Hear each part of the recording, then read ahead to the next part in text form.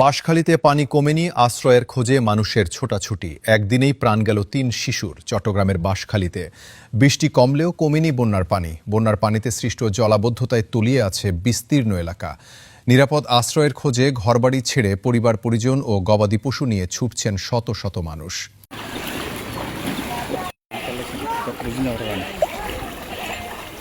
বাহারছড়া ইউনিয়নের বাসিন্দা ইসমত আরা ৮ বছরের ছেলেকে নিয়ে ৭ কিলোমিটার দূরে স্বজনদের বাড়িতে আশ্রয় নিতে যাচ্ছেন। ঘরে কোমর সমান পানি ওঠায় খাবার ও বিশুদ্ধ পানির সংকটে বাড়ি ছাড়তে বাধ্য হয়েছেন তিনি।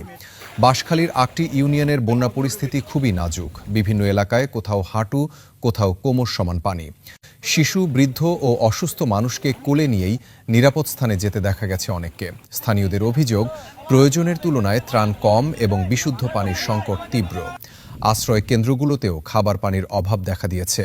এরই মধ্যে শুক্রবার সকালে বাহারছড়া ইউনিয়নে পাহাড়ি ঢলের স্রোতে ভেসে মারা যায় ৭ বছরের আশিক ও ৩ বছরের মিরাজ। আর বিকেলে সরল ইউনিয়নের পশ্চিম জালিয়াঘাটায় পানিতে তলিয়ে থাকা রাস্তা দিয়ে হাঁটার সময় পা পিছলে পানিতে পড়ে নিখোঁজ হয় ১২ বছর বয়সী তাহিন নূর। পরে ফায়ার সার্ভিস অভিযান চালিয়ে তার মরদেহ উদ্ধার করে।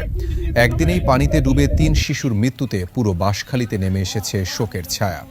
স্বাস্থ্য বিশেষজ্ঞদের আশঙ্কা, এখনই কার্যকর ব্যবস্থা গ্রহণ না করলে বন্যা পরবর্তী সময়ে যে সকল রোগের প্রাদুর্ভাব দেখা দেয় তা ব্যাপক আকারে ছড়িয়ে পড়তে পারে। ত্রাণ তৎপরতার সময় এসব প্রয়োজনীয় ঔষধও যোগ করার পরামর্শ প্রদান করেন তারা। হাতুরি ইউনিয়ন মানিক ফাটান চলে আসছে পানি গদুয়ার ভরে গিয়ে খেলিয়ে ডান্স গিয়ে তো আরে ভারত আগে গিয়ে এখন। ধন্যবাদ।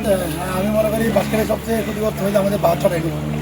আপনারা জানেন বাহারছড়া ইউনিয়ন এবং ইলশা এবং থাবাছড়ি গ্রাম অলরেডি 90% ঘরবাড়ি এখন পানির তল।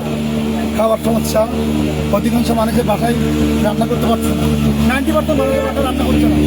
তা আমরা আমাদের থাবাছড়ি ইউনিয়ন অ্যাসোসিয়েশনের পক্ষ থেকে আমরা কিছু শুকনো খাবার আমরা নিয়ে যাচ্ছি। ইনশাল্লাহ আপনারা ইতিমধ্যে দেখেছেন বিভিন্ন জায়গা থেকে অনেক সংগঠন, সামাজিক সংগঠন এখানে ত্রাণ নিয়ে আসতেছে। তা আমি যারা ত্রাণ নিয়ে আসছে যে সামাজিক সংগঠনের উদ্দেশ্যে একটা কথা বলবো, আপনারা যে সামগ্রী নিয়ে আসছেন শুকনো খাবার বা যাবতীয় জিনিস, আপনারা সেটা পশ্চিম বাঁশখালী আমাদের যে যদি বাহারছড়া ইউনিয়নে আসেন তাহলে মোশাররফ বাজারে নিয়ে আসার জন্য আপনারা চেষ্টা করবেন। আপনারা যদি সেটা গুণাগরি বা লাভুর দোকানে দিয়ে দেন, সেটা আমার মনে হয় না যে পশ্চিম বাঁশখালী পর্যন্ত আমাদের বাহারছড়া ইউনিয়ন থাবাছড়ি গ্রাম বা ইলশা গ্রামের পর্যন্ত পৌঁছাবে।